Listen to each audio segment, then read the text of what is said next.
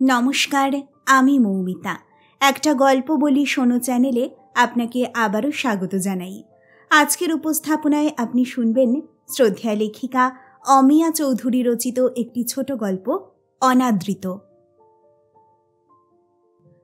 মালতীর পালকি যখন প্রকাণ্ড লালবাড়ির সম্মুখে আসিয়া থামিল, তখন হেমন্তের বেলা অবসান প্রায়। পালকি করে এলে নাকি বলিতে বলিতে গৃহিণী উমা প্রাঙ্গণে নামিয়া আসিলেন। মালতী পালকি হইতে বাহির হইয়া বড় যাকে প্রণাম করিল। পালকির খোলা দরজায় একখানি বালকের মুখ দেখা গেল। মালতী সেদিকে হাত বাড়াইয়া, আয়, নেমে আয়। উমা অপ্রসন্ন স্বরে কহিলেন, কে গা? আমার ভাই বর্দি। ভাইটিকে সঙ্গে করে এনেছ বুঝি? বাপ রে, সৎ ভাইয়ের এত দরদ। অতি ক্রোধে উমা আর বেশি কথা বলিতে পারিলেন না। দ্রুত পদে স্থান ত্যাগ করিয়া চলিয়া গেলেন। ইতিমধ্যে মেজবধূ আসিয়া কাছে দাঁড়াইয়াছিল। বড় যা চলিয়া যাইতেই সে ছেলেটিকে কাছে টানিয়া লইল। কহিল, মুখখানি তোর মতোই ছোট বউ, তবে কালো দেখছি। তোর সৎমা কালো ছিলেন বুঝি? হ্যাঁ। আচ্ছা, কি করি বলো তো মেজদি? কিসের কি? ও বর্দির এক কথা। চল, ঘরে চল। মালতী বিষণ্ণ চিত্তে দ্বিতলে নিজের শয়নকক্ষে গিয়া উপস্থিত হইল। মেজবউ তাহাকে বসিতে দিল না। কহিল, সন্ধ্যা হয়ে গেছে, শিগগির মুখ হাত পা ধুয়ে আয়। তুই আসতে এত দেরি করলি কেন? শ্যামবাজার তো 10 দিনের পথ নয়। উনি মারা যেতেই এলে পারতিস। রইলাম এই 2 দিন। বাপের বাড়ি যাওয়া তো এই শেষ হলো। এতদিন বাপ ছিলেন না, তাও ছোট মা মার মতোই ভালোবাসতেন। জুড়োবার স্থান ছিল একটা। সে তো সত্যি কথাই। এদিকে ঠাকুরপো তো রেগে বসে আছে। কেন, কিসের রাগ? এতদিন গিয়ে বসে রইলি। যাগে, তোর ভাইটির নাম কি? বিজয় কুমার। এসো বিজয়, আমার সঙ্গে এসো বলিয়া মেজবধূ বালককে টানিয়া লইল। মালতীর 2 ভাসুর, 2জনেই উকিল। মালতীর স্বামী সত্যেন্দ্র মেডিকেল কলেজে পড়িতেছে। তাহারা ধনী বটে, কিন্তু বাড়িতে লোকের সংখ্যা অল্প। কারণ গৃহিণী উমা নিরাশ্রয় আত্মীয়বর্গ দ্বারা গৃহ পূর্ণ করার সম্পূর্ণ বিরুদ্ধ ছিলেন। সুতরাং অনাথ বৈমাত্রেয় ভ্রাতাকে সঙ্গে আনিয়া মালতী যে অপরাধ করিল, উমার কাছে একান্ত তাহা অমার্জনীয় বলিয়া বোধ হইল। সেদিন রাত্রে সত্যেন্দ্র ঘরে ঢুকিয়াই কহিল, আবার এ আপদ জুটিয়ে আনলে কেন? প্রায় 15 দিন পরে স্বামী স্ত্রীর সাক্ষাৎ। এমন নীরস সম্ভাষণের জন্য মালতী একেবারে প্রস্তুত ছিল না। সে নীরবে নত মুখে বসিয়া রহিল। সত্যেন্দ্র টেবিলের উপরে ছড়ানো জিনিসপত্রগুলি নাড়িয়া চাড়িয়া কহিতে লাগিল, নিজে তো 1 পয়সা আজও উপার্জন করতে পারিনি। এর মধ্যে তোমাকে বিবাহ করেছি, এই তো বিষম সমস্যা। তার উপরে শালার অন্নবস্ত্রের ভারটাও যদি দাদার উপরে চাপাতে হয়, তবে আর লজ্জার সীমা থাকে না। ওকে এনে কিন্তু ভালো করলে না। কোথায় রেখে আসতাম? কেন, তোমার কাকারা আছেন তো? তারা রাখতে চাইলেন না যে। আমরাই বুঝি রাখতে বাধ্য? কোন আইনে শুনি? মালতী চুপ করিয়া রহিল। সত্যেন্দ্র কহিল, কি আর, নিরাশ্রয়কে একটু আশ্রয় দিতে আমরা পারব না? আমরা তো অক্ষম নই। ভয়ানক দয়াবতী হয়ে উঠেছ যে। পরের ঘাড়ে বোঝা চাপিয়ে সবাই দয়ার প্রচার করতে পারে, কিন্তু এ যে কত বড় অন্যায়। থাকবে, কোথায় সে বিজয় কুমার? সে পিসিমার ঘরে কম্বলে শুয়েছে। সত্যেন্দ্র শয্যায় শুইয়া পড়িয়া গায়ের কাপড়টা টানিয়া লইতে লইতে অস্ফুট কণ্ঠে কহিল, দরিদ্রের ঘরে বিয়ে করা মহাপাপ। অন্ধকারে মালতী হাত দিয়া চোখের জল মুছিয়া ফেলিল। কোনো কথা কহিল না। পরদিন সকালে মালতী ভাড়ার ঘরে তরকারি কুটিতেছিল। সদ্য স্নাতা বড়বধূ পিঠের উপরে দীর্ঘ সিক্ত কেশগুলি ছড়াইয়া দ্বারের নিকটে আসিয়া দাঁড়াইলেন। মালতী চোখ তুলিতেই তিনি কহিলেন, কি গো, ভাইকে তো আদর করে নিয়ে এলে। মায়ের শ্রাদ্ধর পিণ্ডির খরচটা কে দেবে শুনি? মালতী নিরুত্তর। উমা তীব্র হাস্যপূর্ণ কণ্ঠে কহিলেন, ঠাকুরপো 4 বছর ধরেই ফেল হচ্ছে। তা না হলে হয়তো সৎ শাশুড়ির শ্রাদ্ধের খরচটা দিত, কিন্তু টাকাটা দিতে যে কাকে হবে সে আমি জানি। রোজগার করা এমনি পাপ বটে। মালতী নত মস্তকে আপনার কাজ করিয়া যাইতে লাগিল। মেজবধূ চায়ের পেয়ালা ও জলখাবারের থালা আনিয়া বড়জার সম্মুখে নামাইয়া রাখিল। উমা সেদিকে চাহিয়া কহিলেন, আধ ঘণ্টা হলো প্রায় স্নান করেছি, এত তাড়াতাড়ি চাটা করে নিয়ে এলে মেজবউ? মেজবউয়ের নাম লক্ষ্মী, সে স্বভাবেও লক্ষ্মী বটে, তবু উমার কাছে তাহাকে কম লাঞ্ছনা সহ্য করিতে হইত না। কিন্তু লক্ষ্মী বড়লোকের কন্যা, মা বাপের বড় আদরের, সে অনেক সময় বাপের বাড়িতে থাকিত বলিয়া উমা তাহার উপরে ইচ্ছামতো অধিকার খাটাইতে পারিতেন না। অধিকন্তু তাহার মেজদেবর শচীন্দ্রের সহিত তাহার একেবারে বনিবনাও হইত না। সে ভয়ে তিনি লক্ষ্মীকে একটু এড়াইয়া চলিতেন। দরিদ্র কন্যা মৌন স্বভাবা মালতী তাহার ক্রোধের উপলক্ষ হইয়া বিরাজ করিত। সত্যেন্দ্র মালতীর গঞ্জনা চোখে দেখিয়াও কোনো প্রতিকার করিবার চেষ্টামাত্র করিত না।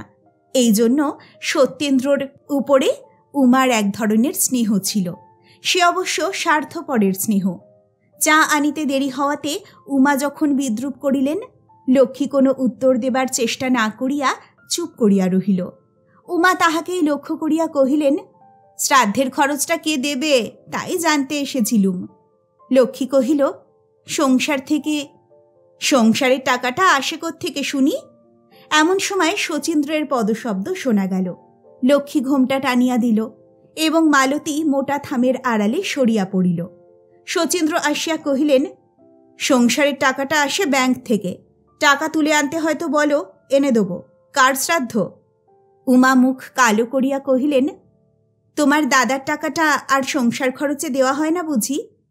হ্যাঁ, ডাক্তারের লম্বা লম্বা বিল, সাহেব বাড়ির কাপড়ের ফর্দ আর রতন স্যাঁকড়ার খাই মিটিয়ে যা বাকি থেকে যায়, তার থেকে কিছু কেড়ে কুড়ে দাদা সংসারে দেন তা জানি, কিন্তু বাজে খরচ দিতে তাকে তো কেউ বলছে না।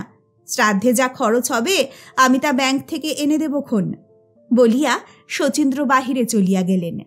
উমা স্তব্ধ হইয়া বসিয়া রহিলেন। শ্রাদ্ধ হইয়া গেল। উমার বাক্যস্রোতের জ্বালায় সেদিন সকলের মন তিক্ত হইয়া উঠিল। যদিও সেদিন ছিল রবিবার, গৃহকর্তা উপেন্দ্র অন্তঃপুরে বড় দর্শন দিলেন না। বড়বধূর রুগ্ন ছেলে মেয়েগুলোই মায়ের হাতে কয়েকবার প্রহার লাভ করিল। শ্রাদ্ধ শেষ হইতে অনেক দেরি হইয়া গিয়াছিল। উমা মালতীকে ডাকিয়া কহিলেন, বাড়ি শুদ্ধ লোকের খাওয়া শেষ হলো, বামুন দিদি এখন তোমার জন্য হাঁড়ি কোলে করে বসে থাকবে নাকি? এক বাড়িতে অমন রকম রকম মেজাজ নিয়ে চলবে না। মালতী তাড়াতাড়ি কহিল, কাজ তো হয়ে গেছে বর্দি, বিজুকে খাইয়ে আসছি। বামুন দিদি আমার ভাত একপাশে ঢাকা দিয়ে হেসেল তুলুক না। বলিয়াই সে বিজয়ের আহারের আয়োজন করিতে চলিয়া গেল। উমা আপন মনে বকিয়া যাইতে লাগিলেন। মালতী বিজয়কে খাওয়াইয়া নিচের কলঘরে হাত পা পরিষ্কার করিতেছিল। এমন সময় উপর হইতে বড়বধূর তীক্ষ্ণ কণ্ঠ ডাকিয়া উঠিল, ছোট বউ। মালতী প্রাঙ্গণে নামিয়া আসিয়া উপরের দিকে চাহিল। উমা রেলিংয়ের কাছে দাঁড়াইয়াছিলেন। বলিলেন, ছোট ঠাকুরপোর জলখাবারটা পিসিমার ঘরে আছে, উপরে নিয়ে এসো শিগগির। মালতী তাড়াতাড়ি হাত ধুইয়া ফেলিল।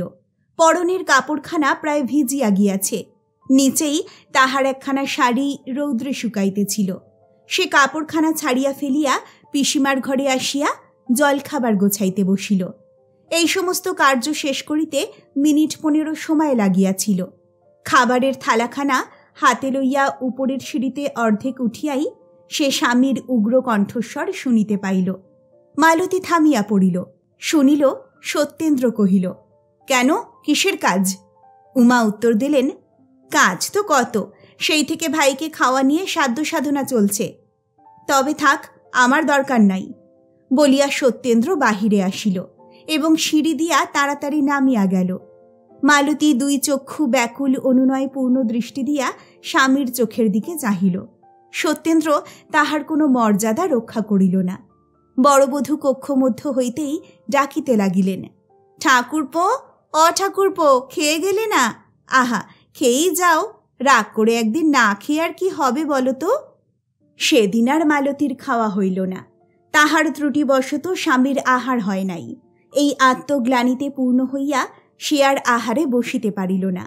লক্ষ্মী একবার অনুরোধ করিতে আসিয়াছিল। মালতী কহিল, না মেজদি, আমার পেট ব্যথা করছে। ওগো, সব বুঝি, গেরস্তের ঘরে অত রাজকন্যার মতো অভিমানী হলে চলে না। এই ঘটনার ৩-৪ দিন পরে একদিন সকালবেলা মালতী বিষণ্ণ মুখে উমার নিকটে আসিয়া দাঁড়াইল। উমা তাহাকে দেখিয়া কোনো কথা কহিলেন না। অগত্যা মালতী মৃদুস্বরে ডাকিল, বর্দি। উমা কহিলেন, কেন? কাল রাত্রে বিজুর বড় জ্বর হয়েছে, সারা রাত ঘুমোতে পারিনি, পিসিমা বলছিলেন। তা আমি কি করব? একজন ডাক্তার ডাকলে হয় না? ভালো জ্বালা হলো দেখছি, বাড়ির সবাই মিলে যত হাড় হাবাতে জুটিয়ে আনুক, আর আমি মরি জ্বালাতন হয়ে। আমি এমন হলে পারবো না বলছি। মালতী নীরবে দাঁড়াইয়া রহিল। উমা অসহিষ্ণুভাবে কহিলেন, যাও না, একটা বন্দোবস্ত যা হয় করোগে। সবাই আমার ঘাড়ে চাপালে তো ভারী বিপদ দেখছি। কেন, ছোট ঠাকুরপো কই? সে পারবে না কুটুম্বকে একটু ওষুধ দিতে? তবে ডাক্তারি বিদ্যে শেখা কি করতে?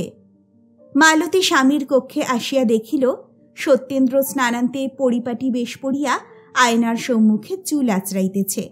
স্ত্রীকে দেখিয়া সে ফিরিয়া চাহিল। মালতী আস্তে আস্তে কহিল, একটা কথা শোনো। সত্যেন্দ্র চিরুনিখানা রাখিয়া ভিজা তোয়ালে লইয়া হাত দুখানি মুছিতে মুছিতে কহিল, কি কথা? বিজুর বড় জ্বর হয়েছে কাল রাত্রে। তারপর? তুমি একবার দেখবে চলো। সত্যেন্দ্র বিব্রত হইয়া পড়িল। চোখে চশমা পড়িতে পড়িতে কহিল, আমি তো এখন কলেজ যাচ্ছি, 10টা বাজে প্রায়, আমার সময় নেই। হারানবাবুকে ডাকাও না। হারানবাবু ইহাদের পারিবারিক চিকিৎসক। মালতী কহিল, ডাকানো তো আর আমার ইচ্ছে হবে না। তাহলে আমি কি করব? তুমি কাউকে বলো না ডেকে আনতে। তা কি করে হয়? বাড়ির সবাই ভাববে বিজয়ের জন্য আমার ভাবনার অন্ত নেই। আমি অত আহ্লাদে পানা দেখাতে পারবো না। বড় বউ বা কি ভাববেন? বড় বউকে বলো গে। বলিয়া সত্যেন্দ্র দ্রুত বাহির হইয়া গেল। লক্ষ্মী আসিয়া কহিল, ছোট বউ, আজ আর স্নান করবি না নাকি? কত বেলা হয়েছে দেখ দেখি। মালতী একটা নিঃশ্বাস ফেলিয়া কহিল, এই যাই, বিজুকে নিয়ে যে বড় ভাবনায় পড়লাম বর্দি। লক্ষ্মী কহিল, ভাবনা কিসের? তোর ভাসুরকে বলেছি হারানবাবুকে ডাকতে লোক পাঠিয়েছেন।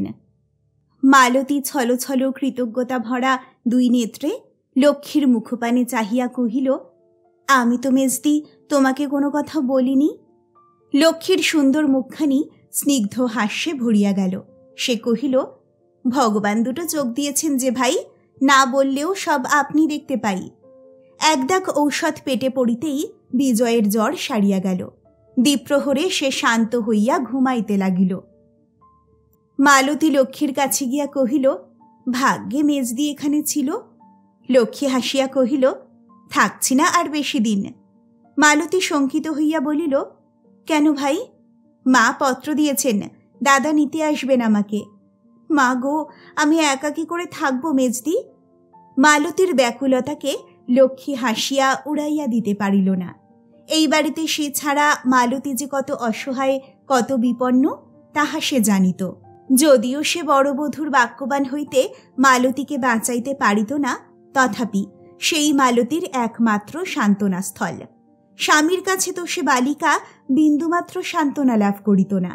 তাই লক্ষ্মী ক্ষণকাল নীরব থাকিয়া কহিল, অঘ্রাণের তো শেষ এসে পড়ল, এই পৌষ মাসটা শুধু থাকব, বেশি দিন নয়।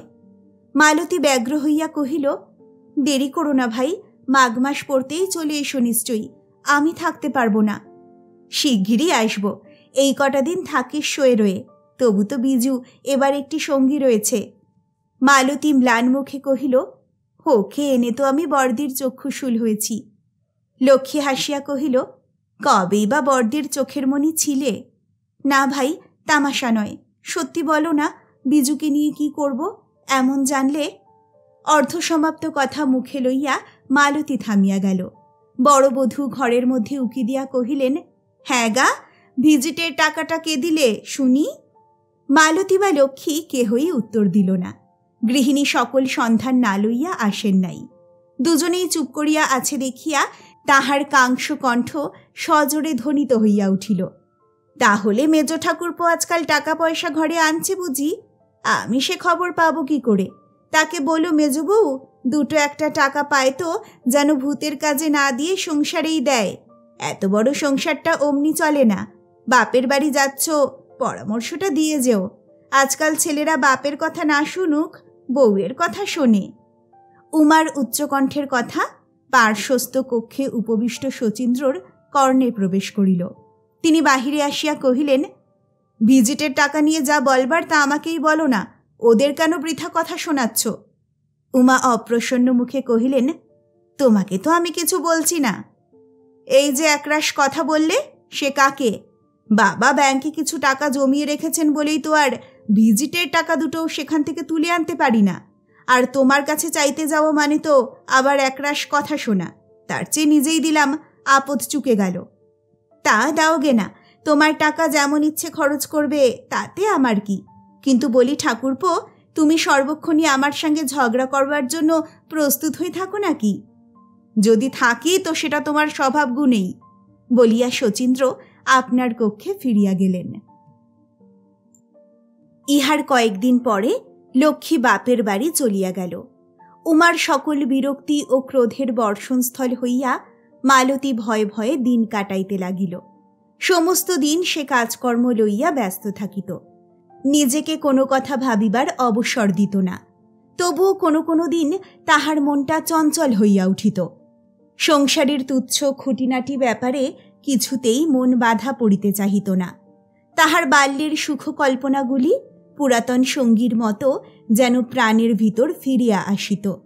তাহাদের ব্যাকুল বাসনাকে মালতী কোনো মতেই থামাইয়া দিতে পারিত না।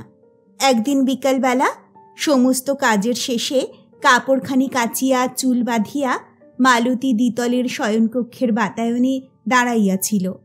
পৌষের অপরাহ্ন তখন জ্যোতিহারা সূর্যের রক্ত আভায় অনুরঞ্জিত হইয়া উঠিয়াছিল। সম্মুখে একটুখানি খোলা জমি, সেই স্থানে কয়েকটা নারিকেল ও খেজুর বৃক্ষগুলির সুচিক্কণ পত্ররাশি কম্পিত হইতেছিল। সেইখানে দাঁড়াইয়া মালতী আপনার জীবনের ব্যর্থতার বিষয়ে ভাবিতেছিল। তাহার জীবনের সার্থকতা কোথায়? বিবাহিত জীবনের দীর্ঘ 4 বৎসর কেবল বড়বধূর বাক্যজ্বালা সহিয়াই কাটিল।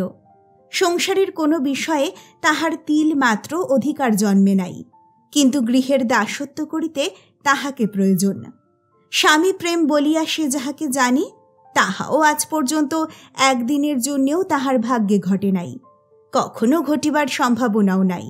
সেই তো তাহার সকল ব্যথার মূল। সেই একটি স্থানে যদি স্নেহ ও সান্ত্বনার প্রাচুর্য থাকিত, তবে বড়বধূর সমস্ত অত্যাচার মালতী সহাস্য মুখে সহিতে পারিত। কিন্তু তাহারই বিশেষ অভাব ছিল। মালতী আপন চিন্তায় ডুবিয়া আছে, এমন সময় তাহার কর্ণে তীক্ষ্ণ আহ্বান আসিয়া বাজিল। ছোট বউ। যাচ্ছি বর্দি, বলিয়া মালতী ত্রস্তভাবে বাহির হইয়া আসিল। দেখিল বড় যা দাঁড়াইয়া আছেন। তাহার হাতে একটা শালপাতার ঠোঙা, আর সম্মুখে অপরাধীর মতো নতমস্তকে দণ্ডায়মান বিজয় কুমার। মালতীকে দেখিয়া বড়বধূ কহিলেন, হ্যাঁ গো, এ কি ছোট লোকের কাণ্ড বলো দেখি, 4টে পয়সা চুরি করে খেলে? কি হয়েছে বর্দি? কখনো কিছু করতে বলি না, 4 বেলা তো গোগ্রাসে ভাতের পিণ্ডে গিলছে। আজ কি কুবুদ্ধি হলো আমার, তোমার গুণধর ভাইকে 4 আনার রসগোল্লা আনতে দিয়েছিলাম, তার থেকে ছোঁড়া 4 পয়সা চুরি করেছে। কে? বিজু? সে নয় তো আর কে, যেমন শিখকে। দুলি আর মানি বড় কাঁদছিল, তাই ভাবলাম এখনই আনিয়ে দিই, তা খুব শাস্তি হলো আমার। হয়তো ঠকে এসেছে বর্দি। মিছে কথা বাড়িও না ছোট বউ, ঠকবার ছেলে তোমার ভাইটি নয়। বাজার করবার অভ্যাসটা তো আর নতুন নয়। নবাবের ছেলে তো নয় যে জন্মে দোকান বাজার চোখে দেখেনি। উমা নিচে গিয়া একজন ভৃত্যকে দোকানে পাঠাইয়া দিলেন। সে জানিয়া আসিয়া কহিল, দোকানি 4 আনার খাবার দিয়াছে। বিজয় কুমার যে চুরি করিয়া খাইয়াছে, আজ তাহা প্রমাণ হইয়া গেল। মালতী বিজয়কে আপনার ঘরে টানিয়া লইয়া তাহার গালে একটা চড় বসাইয়া দিয়া কহিল, কেন চুরি করে খেলি হতভাগা? বিজয় চোখ মুছিতে লাগিল। মালতী কাঁদিয়া ফেলিয়া ক্রুদ্ধ হইয়া চাপা কণ্ঠে কহিল, আমার ভাই হয়ে চুরি করে খেলি? রসগোল্লা খাবার জন্য প্রাণ বেরিয়ে গিয়েছিল, আমাকে বলিসনি কেন? আজ রাত্রে আর খেতে পাবি না, যা আমার কাছ থেকে সরে যা, বলিয়া তাহাকে হাত দিয়া ঠেলিয়া দিল। বিজয় বাহির হইয়া গেল। মালতী দুঃখে কাঁদিতেই লাগিল। পিতৃমাতৃহীন অনাথ ভাইটিকে সে বড় ভালোবাসিত, তাই তাহাকে প্রহার করিয়া সে নিজেই অশান্তি ভোগ করিতে লাগিল। সত্যেন্দ্র আসিয়া কক্ষে প্রবেশ করিল। মালতী মুখ ফিরাইয়া লইল বটে, কিন্তু সত্যেন্দ্র তাহার অশ্রুচিহ্নিত মুখ দেখিতে পাইল। সে বুঝিল একটা কাণ্ড হইয়া গিয়াছে, কিন্তু পাছে স্ত্রীর বেদনায় সহানুভূতি প্রকাশ করিয়া বড়বধূ বা বাড়ির অন্য লোকের কাছে উপহাস হইতে হয়, সেই ভয়ে সে মালতীকে কোনো প্রশ্নই করিতে পারিল না। নীরবে জামাকাপড় ছাড়িয়া ঘর হইতে বাহির হইয়া গেল। সেদিন রাত্রে বিজয়কুমার না খাইয়াই শুইয়া রহিল। গৃহিণী দেখিয়াও কথা কহিলেন না, কিন্তু মালতী যখন খাইবে না বলিল, তখন তিনি রাগিয়া উঠিয়া কহিলেন, ভাই বোনে যুক্তি করে উপসে রইলে নাকি? সেই চুরির শোধ হচ্ছে বুঝি? তা মন্দ নয়, কিন্তু বলি ছোট বউ, অত রাগিবা কিসের? রাত পোহালেই যখন পিণ্ডি গিলতে হবে, তখন আবার অভিমান কেন? মালতী কোনো উত্তর না দিয়া নিজের ঘরে চলিয়া গেল। সত্যেন্দ্র টেবিলের নিকটে বসিয়া সিগারেট টানিতেছিল। স্ত্রীকে নিকটে আসিয়া দাঁড়াইতে দেখিয়া কহিল, খেয়েছ? না। যাও না, খেয়ে এসো, রাত হয়েছে তো। আজ খাব না। সত্যেন্দ্র অনুমান করিল সেই বিকালে অশ্রুবর্ষণের সহিত এই উপবাসের কোনো সম্বন্ধ আছে। সে নিরুত্তরে ধূমপান করিতে লাগিল। মালতী টেবিলের অপর প্রান্তে একখানা চেয়ারে গিয়া বসিল। তাহার অভুক্ত ম্লান মুখের দিকে চাহিয়া সত্যেন্দ্রর মায়া হইতে লাগিল। মৃদুস্বরে কহিল, খাবে না কেন? খিদে নেই বলিয়া মালতী মুখ ফিরাইল। আবার অশ্রুবর্ষণের উপক্রম দেখিয়া সত্যেন্দ্র আসন্ন আরামভঙ্গের আশঙ্কায় বিব্রত হইয়া পড়িল। তাড়াতাড়ি উঠিয়া পড়িয়া কহিল, আজ সারাদিন খেটেছি, বড় ঘুম পেয়েছে, শুই গে। তুমি শোবে না? যাচ্ছি। সত্যেন্দ্র শয্যায় প্রবেশ করিয়া 5 মিনিটের মধ্যেই সুখ নিদ্রায় অভিভূত হইয়া গেল। মালতী আলো নিভাইয়া অন্ধকারে বসিয়া রহিল। মনের বেদনা স্বামীর কাছে প্রকাশ করিতে পারিল না। দিন 5-6 পরে উমার লক্ষ্মী পূজা ছিল। পূজার আয়োজন করিতে করিতে তিনি একবার ঘর ছাড়িয়া গিয়াছিলেন। সহসা ফিরিয়া আসিয়া যাহা দেখিলেন, তাহাতে তাহার চক্ষু স্থির হইয়া গেল। দেখিলেন বিজয়কুমার ঠাকুর ঘর হইতে পশ্চাতের দ্বারপথে পলায়ন করিতেছে। উমা করস্থিত ফুলের সাজি সজোরে ভূমিতে নিক্ষেপ করিয়া ভীষণ কণ্ঠে ডাকিলেন, বিজয়! কেহই উত্তর দিল না। আজ 2 দিন মালতীর জ্বর হইয়াছে, সে ঘরে শুইয়াছিল। উমা দ্রুত চরণে মালতীর কক্ষদ্বারে আসিয়া কহিলেন, ওগো শুনছ? মালতী ক্লান্ত কণ্ঠে কহিল, কি হয়েছে? হয়েছে আমার মাথা। পুজোর সাজানো নৈবেদ্য হতে কি যেন চুরি করে নিয়ে পালালো। মালতী ভীত হইয়া কহিল, কে? তোমার বাপের গুণবান বংশধর, আবার কে? মুখ পোড়া বাঁদরের ঠাকুরের ভোগে দৃষ্টি পড়েছে, এবার আর রক্ষে নেই। কেমন মা বাপের ছেলে গা, এই বয়সে চুরিবিদ্যায় পাক্কা হয়ে উঠেছে। মা বাপের কথা কি বলছো বর্দি? বলছি ভালো বাপ মায়ের ছেলে চোর হয় না। মালতী বিবর্ণ মুখে উমার দিকে চাহিয়া রহিল। তোমার বাপ তো মিছে কথা বলতে আর ঠকাতে কম করেননি। তার ছেলেই তো বিজয়কুমার, সে আর ভালো হবে কি করে? ছেলে মানুষ জন্মে শিক্ষা পায়নি, তাই একটা অন্যায় করে ফেলেছে। তাই বলে 100 বার আমার বাপকে গালি দিচ্ছ কেন বর্দি? ও মা গো, মুখ তো খুব বেড়েছে ছোট বউ। চোরের হয়ে আবার আমার সঙ্গে ঝগড়া করতে এলে? একই শিক্ষা কি না? আচ্ছা, আজ আমিও দেখছি। অল্পক্ষণ পরেই গৃহিণীর আশ্রিত সুযোগ্য ভাতুষপুত্র হরিদাস বেত্র হস্তে বিজয়কে শাসন করিতে আসিল। বিজয় আর্তনাদ করিয়া উঠিল এবং মালতী আপন কক্ষে শয্যার উপরে উঠিয়া বসিল। সেইখানেই গৃহে প্রত্যাগত সত্যেন্দ্র অসুস্থ পত্নীকে এমনভাবে বসিয়া থাকিতে দেখিয়া বিস্মিত কণ্ঠে কহিল, অমন করে বসিয়াছ যে? মালতী ব্যগ্রস্বরে কহিল, তুমি একবার বাইরে গিয়ে দেখো, বড় দিদি তার ভাইপোকে দিয়ে বিজুকে মার খাওয়াচ্ছেন। তুমি বাধা দাও গে, তোমার পায়ে পড়ি। আমি? পারবে না? এতটা অন্যায় সহ্য হবে তোমার? হরিকে দিয়ে বিজুকে মার খাওয়ানো, সে তো শুধু আমাকে নয়, আমার মা বাপ শুদ্ধ অপমান করা হবে। এই অপমান থেকে তুমি বাঁচাও আমাদের। সত্যেন্দ্র তাহার চির মৌনী পত্নীকে এত কথা কহিতে শুনিয়া বিস্মিত হইয়া গেল। কহিল, বিজু কি অন্যায় করেছে সে অনুসন্ধান না নিয়ে? মালতী ছুটিয়া ঘর হইতে বাহির হইয়া গেল। হরিদাস বেত উঠাইয়া মারিবার উপক্রম করিতেছে, এমন সময় মালতী আসিয়া 2 হাতে ভ্রাতাকে সরাইয়া দিল। ক্রোধে বিস্ময়ে আত্মহারা উমা কঠোর কণ্ঠে কহিলেন, ছোট বউ, ও কি হচ্ছে? নিয়ে যাচ্ছি একে। যথেষ্ট কথা শুনিয়েও তৃপ্তি হলো না বর্দি, তাই যাকে তাকে নিয়ে এলে মার খাওয়াতে। মালতীর মুখে এই কথা। উমার বিস্ময়ের অবধি রহিল না। তীক্ষ্ণ কটু কণ্ঠে সমস্ত গায়ের জ্বালা ঢালিয়া দিয়া কহিল, আমার ভাইপো বুঝি মানুষ নয় ছোট বউ? মানুষ হলেও বিজুকে মারবার তার কি অধিকার? বলিয়া মালতী ভাইকে লইয়া চলিয়া গেল। উমা সমস্ত মুখ কালি করিয়া বসিয়া রহিলেন।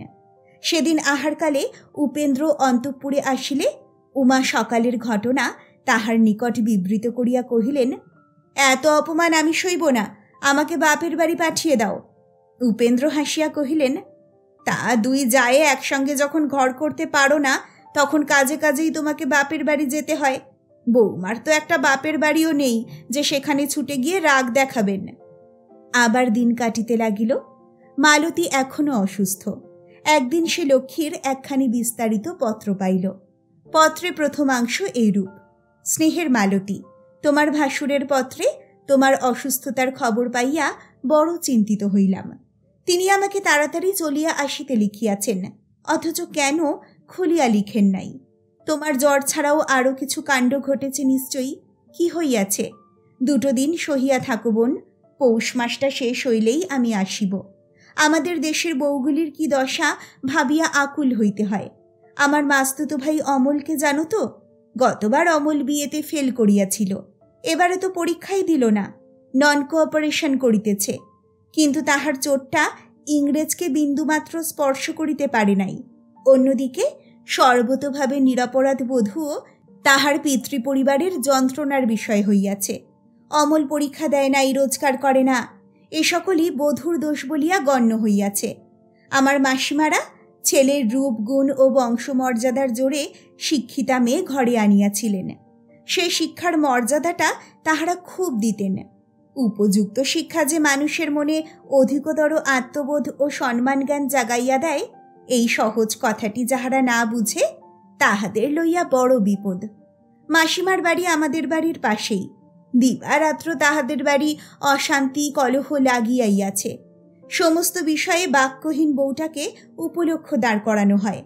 অমল নন কোঅপারেশন করিতেছে, কিন্তু সে খুব সুবোধ ছেলে, পিতৃমাতৃভক্ত। বিবাহিত ধর্মপত্নীকে অন্যায় অত্যাচার হইতে রক্ষা করিবার মতো পৌরুষ তাহার এক বিন্দুও নাই। দেখিয়া শুনিয়া দুঃখও হয়, আবার হাসিও পায়। যে ছেলে আপন সহধর্মিণীকে অযথা অপমানের হাত হইতে বাঁচাইতে পারে না, সে আবার একটা বিশাল দেশকে উদ্ধার করিবার কল্পনা স্বপ্নেও করিয়া থাকে। আমাদের দেশের ছেলেরা বিবাহ করে কেন বলো দেখি? ঝি বা রাঁধুনি তো টাকা দিলেই পাওয়া যায়, তাহাই সংগ্রহ করিবার জন্য আমাদের দেশের কলেজ পাশ করা ছেলেগুলো পবিত্র বেদ মন্ত্র উচ্চারণ করে কেন? আমি তাহা বুঝিতে পারি না। এই রকম তীব্র বিদ্বেষে চিঠিখানি আগাগোড়া পূর্ণ। মালতী মনে মনে কহিল, দেবতার মতো স্বামী পেয়েছ মেজদি, তাই অত কথা বলতে পেরেছ। আমি আজকালের ছেলেদের দোষ দিই কি করে?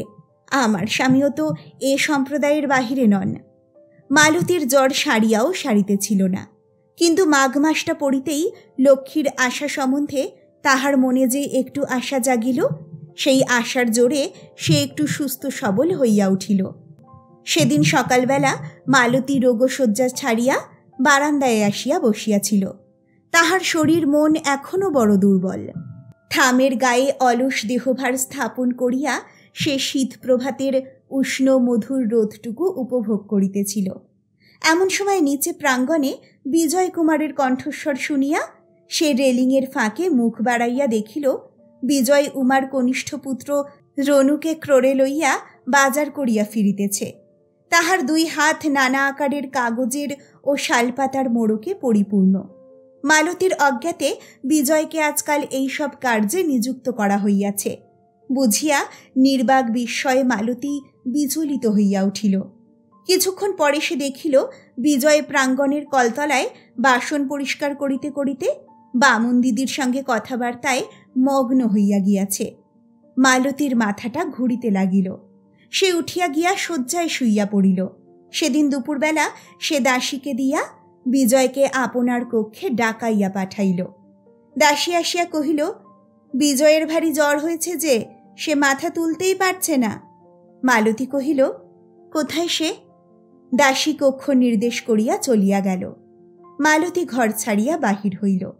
কম্পিত পদে বারান্দা অতিক্রম করিয়া এক প্রান্তে অবস্থিত ক্ষুদ্র অন্ধকার অপরিষ্কৃত কক্ষদ্বারে আসিয়া দাঁড়াইল। সেই সময়ই পাশের ঘর হইতে বড়জার কর্কশ কণ্ঠস্বর তাহার কানে ভাসিয়া আসিল। উমা নবাগতা ভাতৃজায়াকে উদ্দেশ্য করিয়া কহিতেছিলেন, জ্বালিয়ে খাচ্ছে আমাকে, আবার নাকি জ্বর হয়েছে শুনেছি। কে ছেলেটা? কে জানে কোথাকার কে, পথ থেকে ধরে এনে এনে ঘরে ঢুকানো। তোমার নন্দাই খুব পারেন, কিন্তু তার যত ভালো তো সামলাতে হয় এই আমাকে। কি বলো ভাই? সত্যি তো, বাপ মা নেই ছেলেটার? হরি বলো, বাপ মা যদি থাকবে তবে পরের ঘাড়ে পড়ে আছে, ওদের আবার ঘর পর আছে নাকি? মালতীর দুই কর্ণে যেন আগুন ঢালিয়া দিল। সে আর ভ্রাতার ঘরে প্রবেশ করিতে পারিল না। কাঁদিতে কাঁদিতে আপন ঘরে গিয়া শুইয়া রহিল। কিছুক্ষণ পরে সত্যেন্দ্র আসিয়া পত্নীকে এই অবস্থায় দেখিল। বিস্মিত হইয়া কহিল, কাঁদছ যে অত? মালতী শয্যার উপরে উঠিয়া বসিল। দুই হাত জোর করিয়া কাঁদিতে কাঁদিতে কহিল, কখনো কিছু চাইনি, আজ জোর হাত করে বলছি তোমায়, এর একটা প্রতিবাদ করো তুমি। আমি আমার পিতৃ অপমান আর সইতে পারি না যে। আমি তোমাদের বউ, এই অধিকারে আমার বাপকে শুদ্ধ গিন্নির গাল খেতে হচ্ছে। কিন্তু বউয়ের কোন অধিকার আমায় দিয়েছ বলো দেখি? তিলে তিলে শুধু আমার বুক ভেঙে দিচ্ছ। সত্যেন্দ্র ব্যস্ত হইয়া কহিল, কি করছো? কেউ যদি শোনে? এখনো সেই ভয় তোমার? কেউ যদি শোনে তোমার একটু নিন্দে হবে, এই তো? সেইটুকু সইবার মতো তেজ তোমার নেই? তোমার সম্ভ্রম বজায় রাখতে আমার সকল দুঃখ পাথর চাপা দিয়ে রাখব, আর তুমি আমার দিকে ফিরেও চাইবে না, এমন পাষাণ তুমি? মা গো! কেন ঠাকুরপোকে অত কথা শোনাচ্ছ ছোট বউ? তোমার মরা বাপের বড় ভাগ্যি যে আমার বাড়িতে তোমায় ঠাঁই দিয়েছি। কিসের জোরে অত কথা শোনাও? আজই বাড়ি ছেড়ে যাও না, আজই নতুন বউ বরণ করে আনি। উমা যেন দ্বারের সন্নিকট হইতে অশনি সম্পাত করিয়া চলিয়া গেলেন। মালতী দুই চক্ষুর জ্বালাময়ী দৃষ্টিতে স্বামীর দিকে চাহিয়া কহিল, আরও সহ্য করতে বলো আমায়। আমাকে কি তোমরা মানুষ মনে করো না? আমি বলিতে বলিতে তাহার রোগ শীর্ণ পাণ্ডুর কপাল বাহিয়া তরল অগ্নিস্রোতের মতো অজস্র অশ্রু ঝরিতে লাগিল। সত্যেন্দ্র বিব্রতভাবে দাঁড়াইয়া রহিল। এমন কাণ্ড সে কল্পনাও করে নাই। মালতী অসহিষ্ণু কণ্ঠে কহিল, তুমি যাও, তুমি আমার সামনে থেকে যাও। দেবতার আসনে যাকে বসিয়াছিলাম সে এত ভীরু, তাকে এত কাপুরুষ দেখলে সহ্য হয় না। তুমি যাও। সত্যেন্দ্র বিনা প্রতিবাদে নত মস্তকে বাহির হইয়া গেল। মালতী উপাধানে মুখ চাপিয়া কাঁদিতে লাগিল। গভীর রাত্রে অবসন্ন নিদ্রা হইতে জাগিয়া উঠিয়া মালতী দেখিল লক্ষ্মী শিয়রে বসিয়া মাথায় হাত বুলাইতেছে। মালতী সেই হাতখানি চাপিয়া ধরিয়া ব্যগ্রকণ্ঠে কহিল, ফিরে এলে ভাই, আর যেও না মেজদি। লক্ষ্মী স্নিগ্ধ স্বরে প্রাণের মায়া ঢালিয়া দিয়া কহিল, না ভাই, আমি আর তোমাকে ফেলে যাব না। মালতী একটুক্ষণ চুপ করিয়া থাকিয়া কহিল, বিজু কেমন আছে মেজদি জানো? তার জ্বর কমেছে, তার জন্য এখন ভেবো না, তুমি ঘুমো। মালতী চোখ বুজিয়া আবার ঘুমাইতে চাহিল, কিন্তু একটু পরেই চমকিয়া চোখ খুলিল। লক্ষ্মী তাহাকে চাহিতে দেখিয়া কহিল, কি ছোট বউ, কষ্ট হচ্ছে? না বলিয়া মালতী আবার চক্ষু মুদিত করিল। মিনিট 10 পরে সে সহসা ভয়ানক চমকিয়া শয্যার উপরে উঠিয়া বসিল। লক্ষ্মী বাহু দ্বারা তাহার কম্পিত দেহ বেষ্টন করিয়া কহিল, ও কি, কোথায় যাও বোন? ঠাকুরপোকে ডাকবো নাকি? না না বলিতে বলিতে মালতী সবেগে বিছানায় লুটাইয়া পড়িল। ছোট বউ, মেজদি, কেন এমন করছিস ভাই? আমি এখানে থাকতে পারছি না, চারিদিকে যেন আগুন লেগে গেছে বলিয়া মালতী নিঝুম হইয়া পড়িল। লক্ষ্মী পাখার বাতাস করিতে করিতে তাহাকে ধরিয়া রাখিল। 7 দিন পরে মালতীর জ্বর ছাড়িয়া গেল। লক্ষ্মীর একান্ত স্নেহ যত্নে একটু একটু করিয়া সে সুস্থতা লাভ করিতে লাগিল। একদিন বিকালবেলা বারান্দায় বসিয়া কোলের উপর কাগজ রাখিয়া সে কি লিখিতেছিল, এমন সময় লক্ষ্মী ওদিকে তাহার ঘর হইতে ডাকিল, ছোট বউ। কেন মেজদি? আর হিমে বাইরে বসে থেকো না, ঘরে যাও। এটুকু লিখে যাচ্ছি। অত আজ নাইবা লিখলে বোন, মাথা ধরবে যে। না, কিছু হবে না বলিয়া মালতী দিনান্তের শেষ আভার ন্যায় একটু ম্লান হাসি হাসিল। সেদিন রাত্রে সত্যেন্দ্র যখন শয়নগৃহে আসিল, মালতী উঠিয়া গিয়া তাহার পায়ের উপরে মাথা নত করিয়া পড়িল। তাহার রুক্ষ কেশভার স্বামীর পদতলে প্লাবিত করিয়া ছড়াইয়া রহিল। সত্যেন্দ্র তীব্র জ্বালা মিশ্রিত সুরে কহিল, আজ আবার ভক্তি উছলে উঠল যে। মালতী কোনো উত্তর দিল না। সত্যেন্দ্র কহিল, সেদিন তো ভীরু কাপুরুষ বলে খুব একচোট বকে নিয়েছ, আজ আবার কাপুরুষের পায়ের উপর এসে পড়লে? দরকার নেই, দরকার নেই, আমাকে আবার অত ভক্তি দেখানো কেন? মালতী উত্তর না দিয়া পা ছাড়িয়া দিল। সত্যেন্দ্র শয্যায় দেহ প্রসারিত করিয়া লেপটা টানিয়া লইল এবং তাহার ঘুম আসিতেও দেরি হইল না। মালতী ঠান্ডা মেঝের উপরে অনেকক্ষণ বসিয়া রহিল। ঘর অন্ধকার। সেই অন্ধকারে বসিয়া সে চোখের জল ফেলিতে লাগিল। তারপর সে উঠিল, আস্তে আস্তে পালঙ্কের কাছে গিয়া দাঁড়াইল। মুক্ত বাতায়ন পথে শীত রজনীর কুয়াশাচ্ছন্ন জ্যোৎস্না সত্যেন্দ্রের মুখে আসিয়া পড়িয়াছে। মালতী দৃষ্টি নত করিয়া সেই তৃপ্ত মুখের দিকে চাহিয়া রহিল। কত রাত্রি সে বিনিদ্র অবস্থায় এই মুখের দিকে চাহিয়া চাহিয়া তৃপ্তি পায় নাই। কতদিন এই সুপ্ত সৌন্দর্য তাহার তরুণ মনে আশার প্রদীপ জ্বালাইয়া দিয়াছে। বিবাহিত জীবনে যখন দুঃখ প্রবেশ করে নাই, তখন তাহার সমস্ত কল্পনা, সমস্ত আনন্দ, সমস্ত আশা এই একটি ব্যক্তিকে ঘিরিয়া অবিরাম উচ্ছ্বসিত হইত। আজ সেদিন কোথায় গেল? মালতীর মনে হইল তাহার দুর্বল বক্ষ যেন কেহ কঠিন লৌহ যন্ত্রে দলিত পেশিত করিয়া দিতেছে। সে আর চাহিয়া থাকিতে পারিল না। একবার হাত দিয়া নিদ্রিত স্বামীকে স্পর্শ করিল, তারপর ছুটিয়া বারান্দায় বাহির হইয়া আসিল। তখন প্রভাতের রৌদ্র উজ্জ্বল হয় নাই। সত্যেন্দ্র লক্ষ্মীর শয়নকক্ষের দ্বার ঠেলিয়া ব্যাকুল স্বরে ডাকিল, মেজবউ। ঠাকুরপো নাকি? মেজবউ ব্যস্ত হইয়া শয্যায় উঠিয়া বসিল। দরজাটা খোলো শিগগির। লক্ষ্মীর দ্বার মোচন করিয়া বাহিরে আসিতেই সত্যেন্দ্র ভীত বিবর্ণ মুখে কহিল, সর্বনাশ হয়েছে মেজবউ, তোমাদের ছোট বউকে ঘরে খুঁজে পাচ্ছি না, বাড়ির কোথাও সে নেই। লক্ষ্মী রেলিংটা চাপিয়া ধরিয়া পাংশু মুখে চাহিয়া রহিল। শচীন্দ্র বাহিরে আসিয়া কহিলেন, তোমরা সব পাগল হয়েছ নাকি? স্নানের ঘরে টরে? সত্যেন্দ্র মাথা নাড়িয়া কহিল, না, কোথাও নেই, সব জায়গা খোঁজ করেছি। দেউরির দরজা খোলা ছিল, ভগবান সিং নিজে বললে। লক্ষ্মী কোনো মতে কহিল, শ্যামবাজার চলে যায়নি তো? শচীন্দ্র কহিলেন, এরকমভাবে চলে যাওয়ার অর্থ কি? আচ্ছা, দেখছি বলিয়া তিনি তড়িৎ পদে নিচে নামিয়া গেলেন। যদি মালতী ঘরেই বসিয়া থাকে এই আশায় মুগ্ধ হইয়া সত্যেন্দ্র আবার তাহার শূন্য কক্ষের দিকে ফিরিয়া গেল।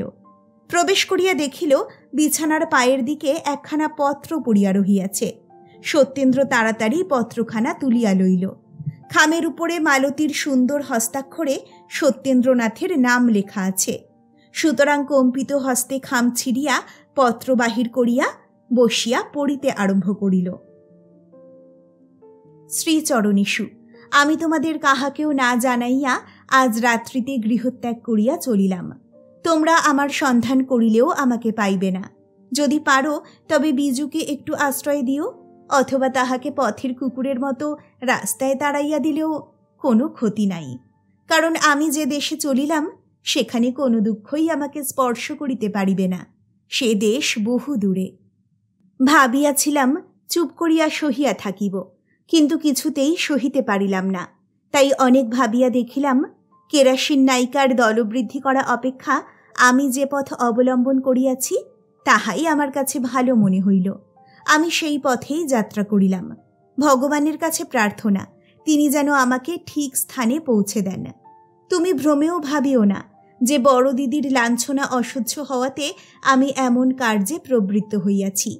বড় দিদির অপরিসীম অত্যাচার আমি সহাস্য মুখে সহ্য করিতে পারিতাম, যদি তুমি আমার মান অপমান সুখ দুঃখের সাথী হইতে। তুমি তো একদিনের জন্যেও তাহা হও নাই। তুমি সর্বদাই সকলের কাছে আপনার মান রাখিতে ব্যস্ত থাকিতে। কিন্তু এ কথা কখনো ভাবিয়াছ কি যে আমারও আত্মমর্যাদার জ্ঞান আছে এবং আমি আকাশ হইতে মাটিতে খসিয়া পড়ি নাই? মা বাপের কোলেই আমি জন্মিয়াছিলাম এবং তাহাদের প্রতি আমার শ্রদ্ধা ও ভক্তি তোমার পিতৃমাতৃ ভক্তি অপেক্ষা এক তিলও কম নহে।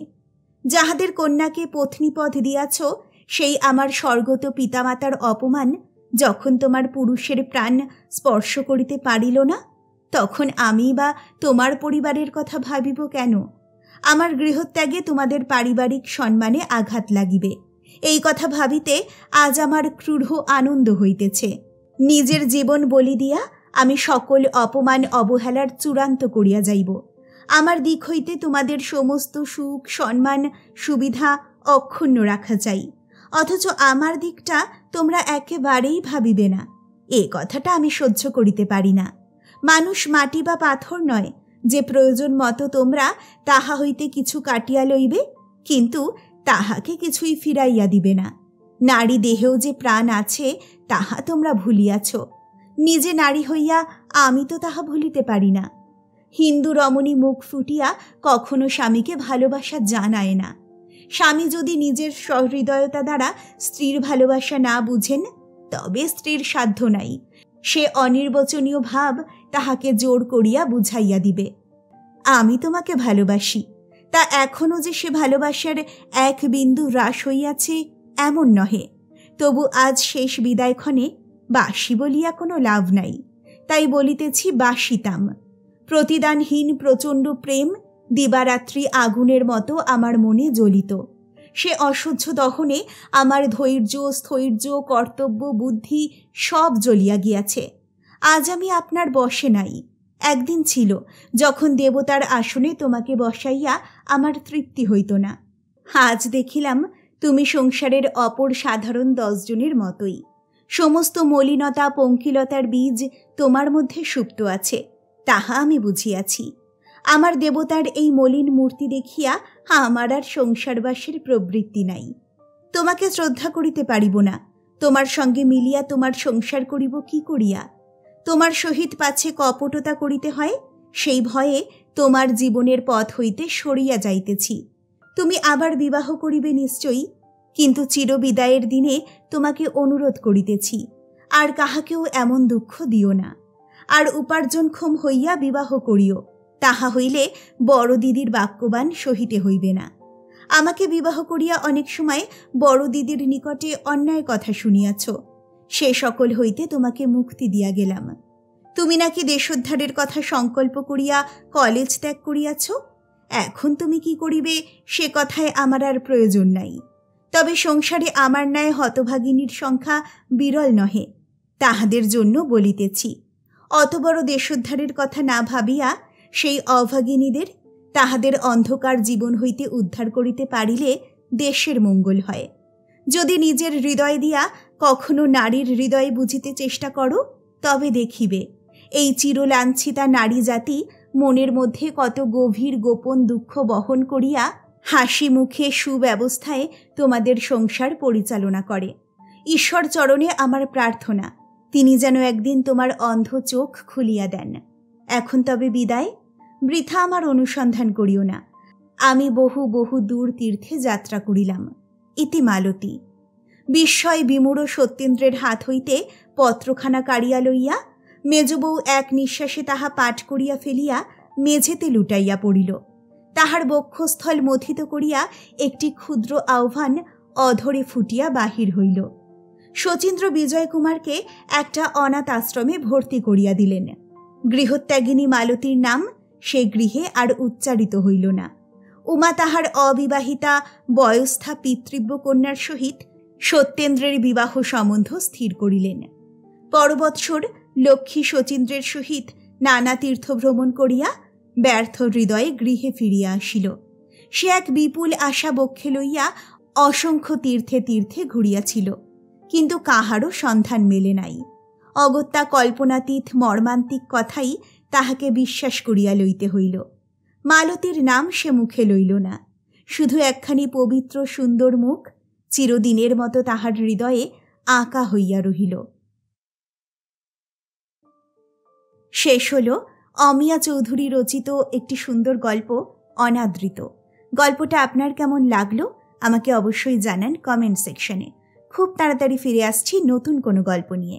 সকলে ভালো থাকুন, সুস্থ থাকুন। নমস্কার।